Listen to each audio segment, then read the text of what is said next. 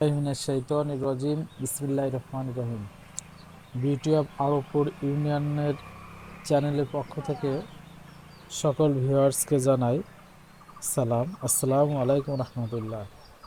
আজ আপনাদের সামনে আমরা আরবপুর ইউনিয়নের একটি গুরুত্বপূর্ণ নদী মুক্তেশ্বরী নদী, যেটার সাথে জড়িত আছে হাজার বছরের ইতিহাস, সেই নদীর কিছু অংশ আমরা আজকে দেখাতে যাচ্ছি।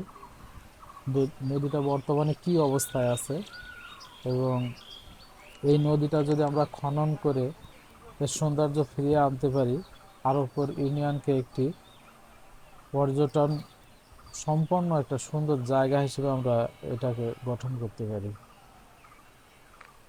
নদীটা এখনো আল্লাহর রহমতে অনেক সুন্দর আছে। শুধু নদীর কিছু বাঁধ এবং কিছু সংস্কার করলেই নদীটা উপরে হাজারো মানুষের জীবিকা আবার চলে আসবে। এখনো নদীর পশ্চিম পাশে যে পাক দিয়া হিন্দু সম্প্রদায় এবং পূর্ব পাশে যে বিভিন্ন পাড়া গঠিত হয়েছে, সেখানকার অনেক মানুষের জীবিকা এই নদীর উপর থেকে আসে। নদীর চারিপাশের মানুষ, এই যে আমরা দেখতে পাচ্ছি নদীতে অনেক হাঁস, হ্যাঁ, অনেকে হাঁস পুষে সচ্ছল হচ্ছে এবং নদী থেকে মাছ ধরে তাদের জীবিকা নির্বাহ করছে।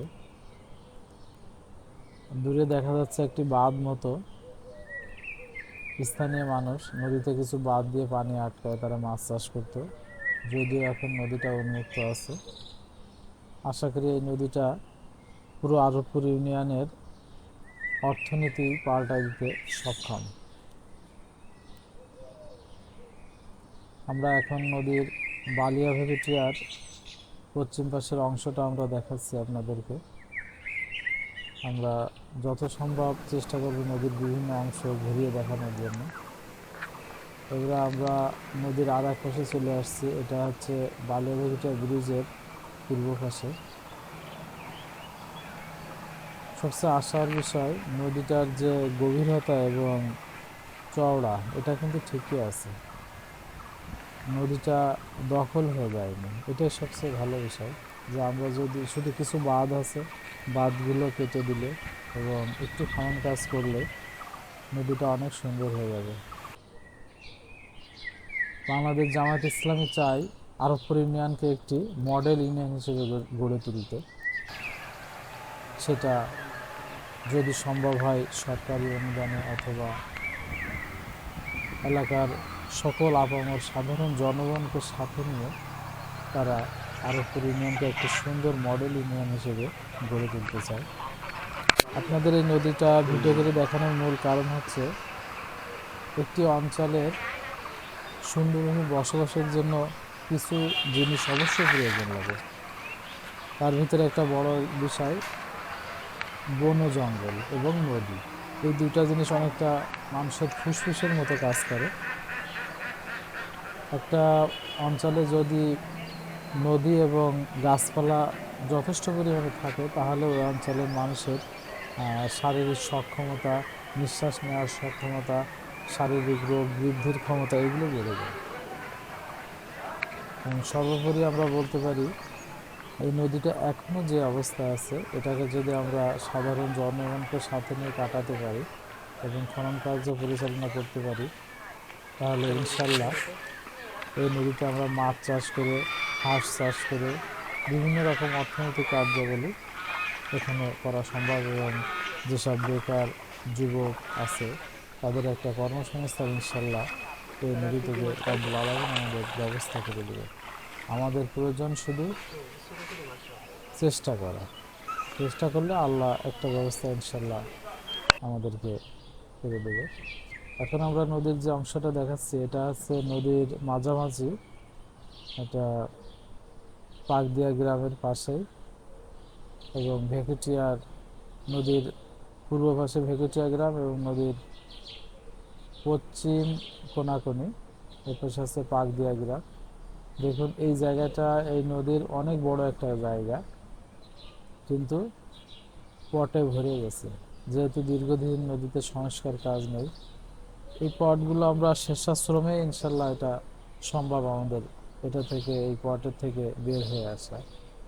এবং আশা করি এখান থেকে অনেক মানুষ এই নদী থেকে জীবিকা নির্বাহ করতে পারবে, মাছ আহরণ করতে পারবে, তার মাধ্যমে তারা তাদের আমিষের অভাব পূরণ করতে পারবে।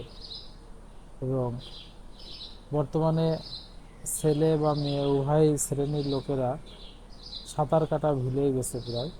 যদি নদীটা আমরা সুন্দর করে কিছু সাইড সুইমিং পুলের মতো আমরা ব্যবহার করতে পারি, তাহলে ইনশাল্লাহ অনেক ছেলে মেয়ের সাঁতার কাটা তারা শিখতে পারবে এখান থেকে। এবং সেই সাথে তাদের দৈহিক যে একটা ব্যায়াম, physical exercise, swimming is the best physical exercise of all exercise, সেটা তারা এখানে এসে করতে পারবে।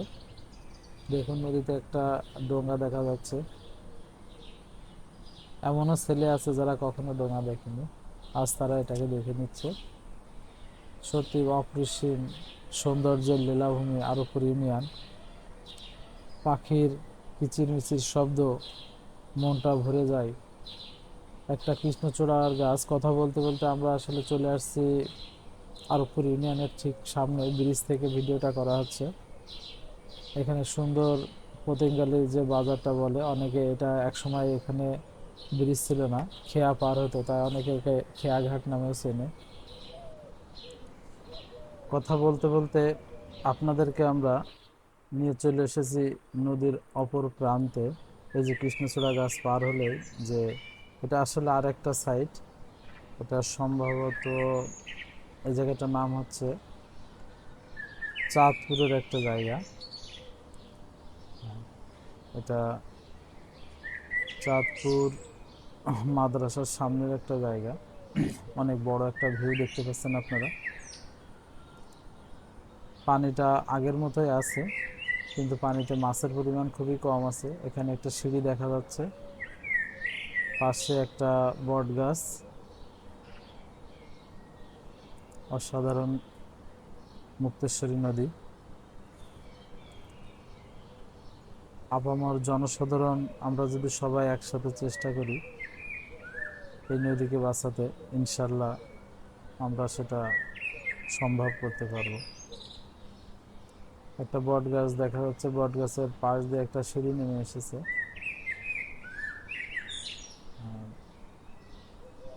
স্থানীয়ভাবে সিঁড়িটা লোকজন করেছে গোসল করার জন্য। সামনে একটা শিক্ষা প্রতিষ্ঠান আছে। তো আপনাদেরকে মুক্তেশ্বরী নদীর দৈর্ঘ্যটা একটু বলি। এই নদীটা আসলে আরও পশ্চিম থেকে শুরু হয়েছে এবং মনিরামপুরের ভিতরে যে এটা শেষ হয়েছে। ধন্যবাদ সকলকে। জাজাকাল্লাহ খাইর। আসসালামু আলাইকুম রহমতুল্লাহি ওয়া বারাকাতুহু।